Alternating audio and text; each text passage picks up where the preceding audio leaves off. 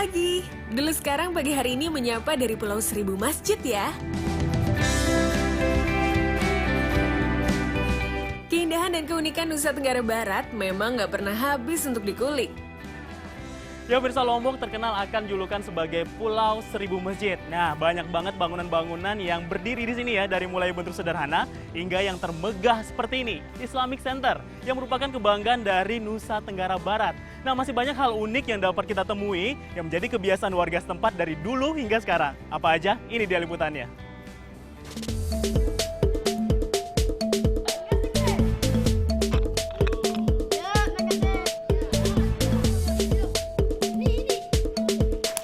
Pemirsa, dulu sekarang, siapa yang masa kecilnya pernah bermain gasing?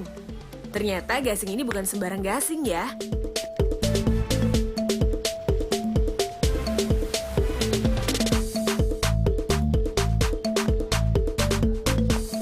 Sebelum banyak mainan gasing modern dengan menggunakan baterai, inilah cikal bakal gasing yang sesungguhnya.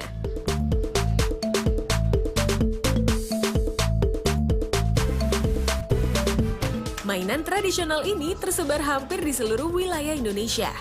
Bedanya, setiap daerah memiliki istilah dan bentuk yang berbeda-beda. Seperti di Lombok ini, masyarakat setempat menyebutnya bagasingan.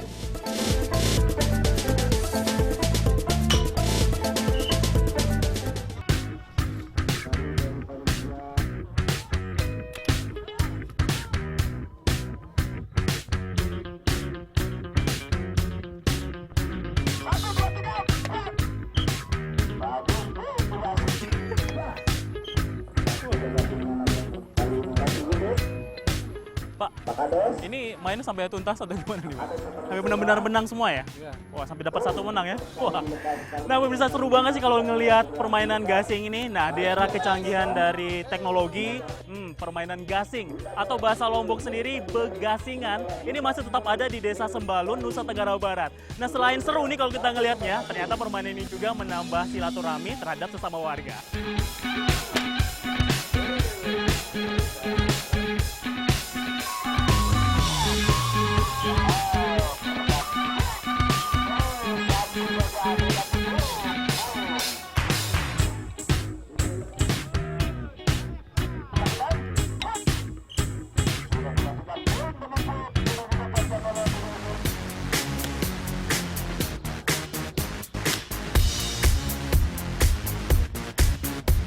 Ya, di bawah kaki Gunung Rinjani ini, warga Desa Sembalun memainkan gasing secara turun-temurun. Permainan ini dilakukan sejak pengaruh masuknya Islam ke Pulau Lombok. Gasing dijadikan permainan para pemuda seusai sholat dan mengaji. Bahkan sebagai permainan menunggu waktu berbuka puasa. Permainan ini biasanya dilakukan oleh semua kelompok umur dengan jumlah pemain tergantung kesepakatan kedua belah pihak di lapangan. Gasing terbagi dua jenis. Gasing yang besar ini namanya pemantok atau sebagai pemukul. Sedangkan gasing yang kecil dinamai penggorong atau pelepas, khusus untuk diputar atau dipukul. Gasing yang dimainkan tidaklah ringan, beratnya bisa mencapai 2 hingga 3 kg. Untuk itu diperlukan kekuatan tangan dan pikiran agar memukul gasing lawan tepat sasaran. Ini dia pemirsa, gasing. Tapi saya mau coba permainannya ya. Bisa nggak kira-kira?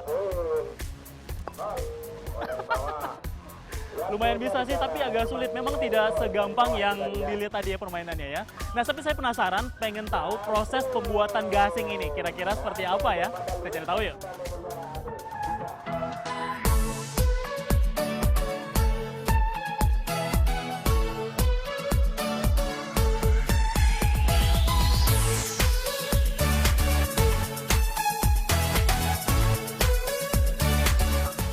Dipilih pun tidak sembarangan, harus kayu dari pohon asam Jawa yang memiliki tekstur kuat dan padat. Sedangkan proses pembuatannya diperlukan ketelitian dan memiliki jiwa seni. Karena setiap lekukan gasing ini mempengaruhi keseimbangan berputar.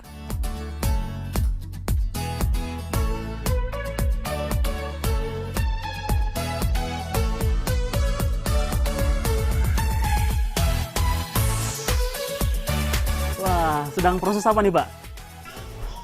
sedang proses maku gasing. Oh, mau gasing ya, Pak ya? Nah, pemirsa, setelah melalui proses cukup panjang, nah ini tahap penting sekali ya untuk gasing, yaitu pengecekan atau juga quality control. Karena tahap ini juga yang menentukan layak atau tidaknya gasing ini dimainkan. Nah, tidak hanya itu pemirsa, ternyata gasing ini juga mampu menginspirasi animator Jepang untuk diangkat ke dalam serial animasi anak. Ini dia liputannya.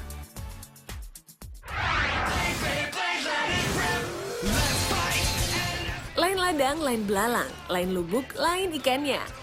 Beda di Indonesia, beda pula di Jepang. Gasing ternyata juga cukup populer di sana. Namun, perbedaannya, gasing yang diciptakan di Jepang ini sangat kecil dan lebih modern dengan sentuhan teknologi. Gasing buatan Jepang ini bernama Beyblade.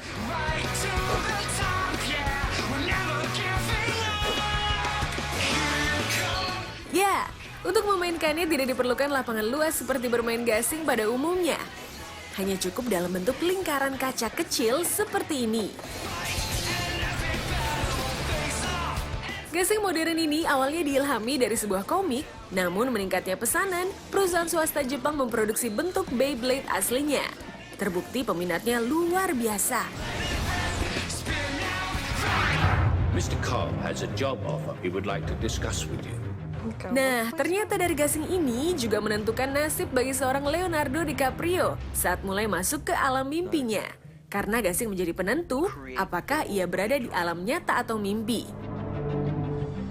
We bring the subject into that dream.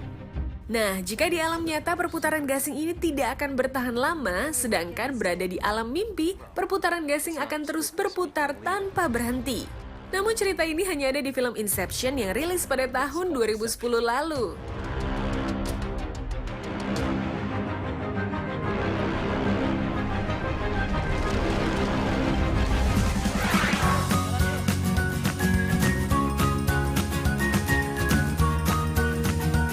Selain gasing, masih ada permainan jadul yang masih bertahan hingga kini di Lombok.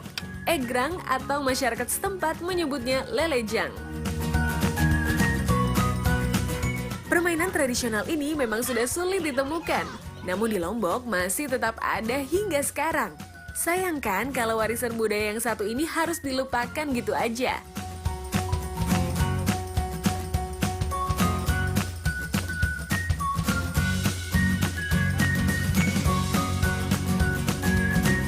Sedang bikin apa nih, Bang? Lenjang. Wah, lelenjang. Lelenjang nih permainan seperti apa sih, Bang? Lenjang untuk berjalan orang kampung. Ya. Pakai bambu nih berarti ya? ya? Pakai bambu. Wah, kalau gitu boleh saya bantu? Iya, bantu. Oke, bikin dulu ya. Iya. Ya, 2 batang bambu yang sudah tua dipotong dengan panjang masing-masing antara 2 hingga 3 meter. Setelah itu dipotong lagi menjadi 2 bagian dengan ukuran masing-masing sekitar 20 hingga 30 cm untuk dijadikan pijakan kaki. Selanjutnya, salah satu ruas bambu yang berukuran panjang dilubangi untuk memasukkan bambu yang berukuran pendek. Nah, setelah bambu untuk pijakan kaki terpasang, lelejang siap untuk dimainkan.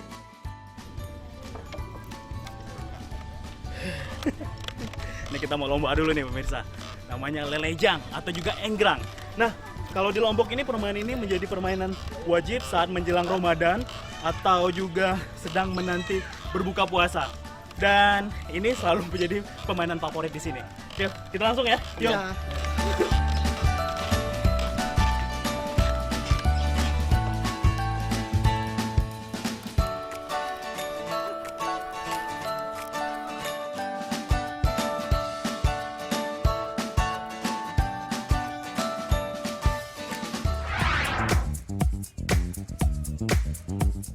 Pernah lihat sirkus atau pernah lihat salah satu toko dalam sirkus yang memiliki tinggi dan jangkung? Ya, toko dengan tinggi belasan meter ini ternyata menggunakan egrang sebagai penunjang penampilannya. Toko jangkung ini mengikatkan kakinya pada egrang yang cukup panjang, kemudian menutupi egrangnya dengan celana yang tentunya menyesuaikan dengan ukuran tinggi egrangnya.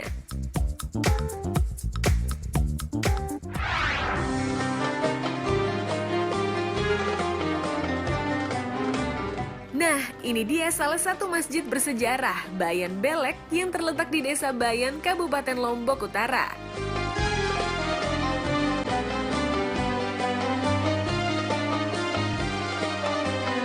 Assalamualaikum Pak. Wah. Pak, ini Masjid Bayan Belek Pak ya. Nah, kalau saya boleh masuk? Boleh, tapi Paknya harus ganti pakaian, harus pakai sarung. Oh, pakai sarung ya? Karena harus celananya harus dilepas karena untuk masuk ke dalam itu karena tanah masih dalam kotor. Baik. Bangunan yang didirikan pada abad ke-15 oleh Sunan Prapen ini masih berdiri kokoh serta menjadi saksi bisu masuknya agama Islam untuk pertama kalinya di Pulau Lombok ini. Pak, saya sudah siap dengan kain sarungnya, berarti sudah boleh masuk nih? Nah, pemirsa, ini adalah masjid pertama di Pulau Lombok dan diperkirakan sudah ada sekitar 400 tahun yang lalu. Nah, uniknya untuk masuk ke sini saya harus menggunakan kain sarung seperti ini karena dianggap suci. Tidak hanya itu, pintu untuk masuknya juga nih rendah karena memiliki nilai filosofi menghormati yang ada di dalam saat sedang beribadah. Kalau gitu saya masuk dulu ya. Masuk Pak ya. Bentuk Masjid Bayan Belek ini sama dengan bentuk rumah suku Sasak yang terbuat dari anyaman bambu dengan bentuk atap menyerupai tumpeng yang disusun dari bilah-bilah bambu dengan ukuran 9 x 9 meter. Masjid ini hanya digunakan pada hari besar agama Islam saja, salah satunya pada saat perayaan Maulid Nabi Muhammad dan saat bulan Ramadan. Masjid ini diapit oleh 6 makam pendiri dan pengikut setia Islam pada masanya. Kawasan masjid dan pemakaman ini direnovasi hanya 8 tahun sekali mengikuti penanggalan tahun Alif yang merupakan penanggalan adat Bayan.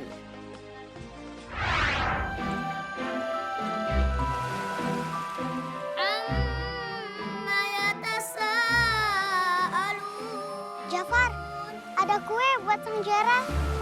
Gak salah ya, kalau Lombok mendapat julukan sebagai Pulau Seribu Masjid memang dirasa pas untuk menjadi latar film bertema religi. Jadi kita masih punya kesempatan. Kita ini sedang mencari pembaca ayat-ayat Allah Subhanahu wa Ta'ala.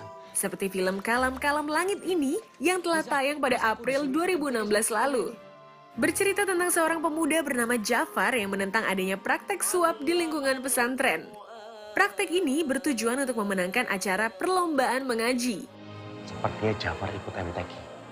Saya tidak akan pernah kalah, Jis. Namun perjuangannya untuk memperingatkan semua orang untuk tidak curang dalam perlombaan harus terhenti karena sang ayah melarang keinginannya. Konflik demi konflik pun dihadapinya.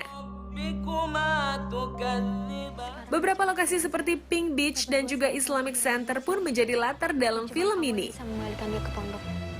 Sejak kapan kamu bisa dibeli? Apa kamu tidak takut sama Gusti Allah? Lakukan demi aku, Kang.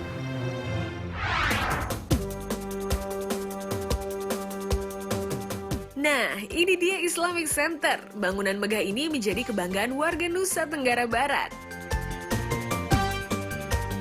Dengan memiliki menara yang bernama Menara 99 yang diambil dari Asmaul Husna di Al-Quran dan juga sekaligus menara tertinggi di Nusa Tenggara Barat. Sedangkan untuk kubahnya berbentuk ciri khas motif batik Sasambo yang merupakan motif batik khas provinsi ini.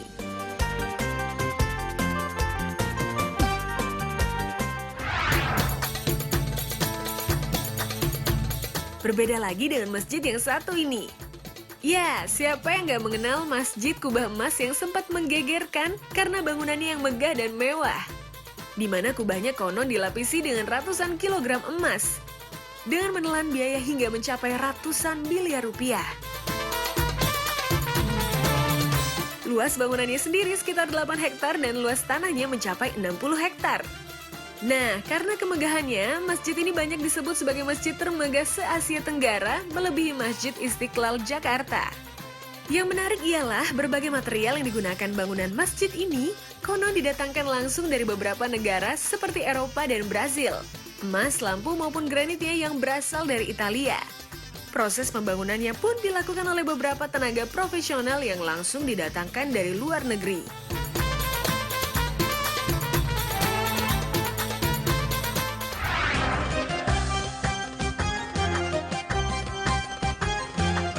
Jika sebagian besar bangunan masjid dibangun dari batu bata dan lapisan semen bahkan beton, lain halnya dengan Masjid Agung Djenne yang berada di kota Djenne, Mali, Afrika. Masjid yang memiliki 3 menara setinggi 11 meter ini ternyata terbuat dari lumpur. Tapi jangan dipandang sebelah mata dulu ya. Konstruksi bangunan masjid dan megah ini telah ada sejak tahun 1906 dan menjadi bangunan tertua di Afrika.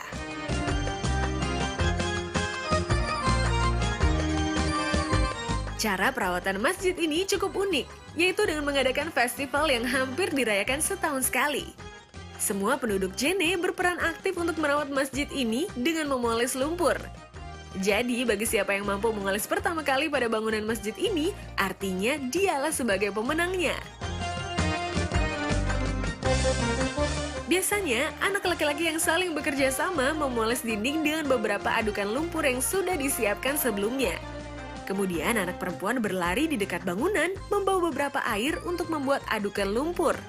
UNESCO memasukkan masjid yang berdiri di atas lahan seluas 75 kali 75 meter ini sebagai salah satu situs warisan dunia.